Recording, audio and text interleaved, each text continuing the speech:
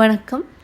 நாம் இன்றைக்கி முருகன் ஆன்மீகம்ங்கிற சேனலில் இன்றைக்கி தை கிருத்திகை அல்லவா, அந்த ஸ்பெஷலாக நம்ம வந்து அந்த நாள் திரைப்பட பாடல் ஒன்று நம்ம கூட முருகன் திரைப்பட பாடல் நம்ம பாடலாம். திருவிளையாடல்ங்கிற படத்தில் கவிஞர் கண்ணதாசன் அவர்களின் கவிதை, கேபி சுந்தராம்பாள் அவர்கள் பாடின அந்த பாடல், அது நம்ம இன்றைக்கி பாடலாம்.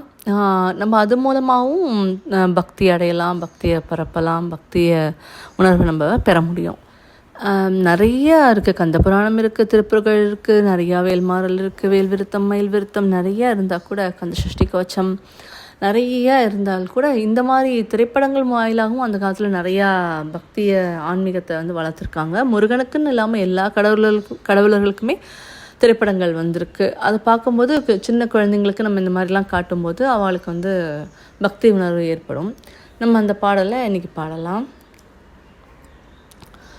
பழம் நீயப்பா, ஞான பழம் நீயப்பா, தமிழ் ஞான பழம் நீயப்பா, பழம் நீயப்பா, ஞான பழம் நீயப்பா, தமிழ் ஞான பழம் நீயப்பா, சபைதன்னில் திருச்சபைதன்னில் உருவாகி புலவோர்க்கு பொருள் கூறும் பழம் நீயப்பா, ஞான பழம் நீயப்பா, தமிழ் ஞான பழம் நீயப்பா,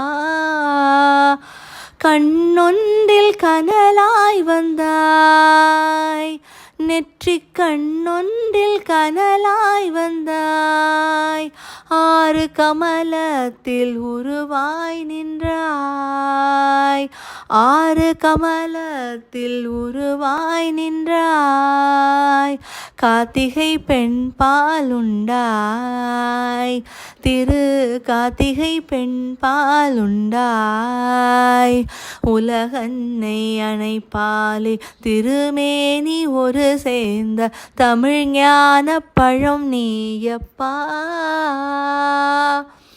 எவ்வளோ அருமையான அழகான பாடல் இல்லையா? இது இன்னும் நீண்டே போகும் இந்த பாடல்.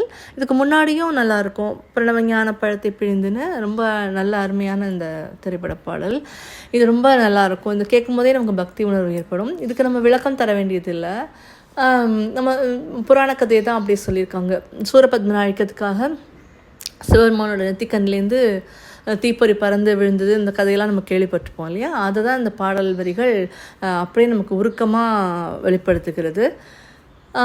இதில் அந்த 6 குழந்தைங்களாக இருக்கும். கார்த்திகை பெண்டீர் வளர்த்ததுனால அவங்களுக்கு நட்சத்திர பதவியை சிவன் கொடுத்தாருனும், முருகனும் கார்த்திகை பெண்கள் பால் பக்தியும் மரியாதையும் உள்ளவர். அதனால தான் நமக்கு இந்த விரதம் இருக்கும்போது நமக்கு வந்து உயர் பதவிகள் கிடைக்கும், ஞானம் ஏற்படும், நமக்கு நிறைய நன்மைகள் இந்த கார்த்திகை விரதத்தினால ஏற்படும். மாதம் வர கார்த்திகை விரதம் கூட நம்ம அனுசரிக்கலாம்.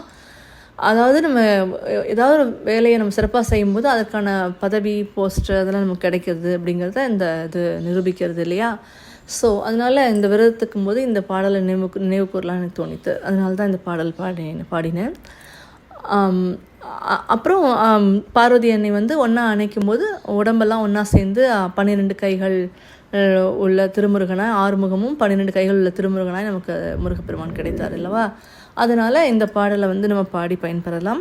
இந்த மாதிரி நிறைய ஔவையார்னு ஒரு படம் எடுத்திருக்காங்க. அருணகிரிநாதர் நிறையா பழங்கால படங்கள், அதில் நிறையா பாடல்கள் எல்லாமே நமக்கு வந்து பாடி நம்ம பரவலாம், கேட்கலாம், பக்தி ஏற்படும். குழந்தைங்களுக்கும் அந்த படங்களை காட்டலாம், படம் மூலயமாவும் பக்தியை பரப்பலாம். ஸோ இதெல்லாம் வந்து நம்ம நல்ல அதான் இந்த திருக்கார்த்திகை நாள் அதுவுமா, இந்த தைக்கிறதுக்கு நாள் அதுவுமா இதை சொல்லலான்னு தோணித்து. அதனால் எல்லாருமே அவ வாய்ஸில் பாடலாம், கேட்கலாம். அதான். நன்றி, வணக்கம்.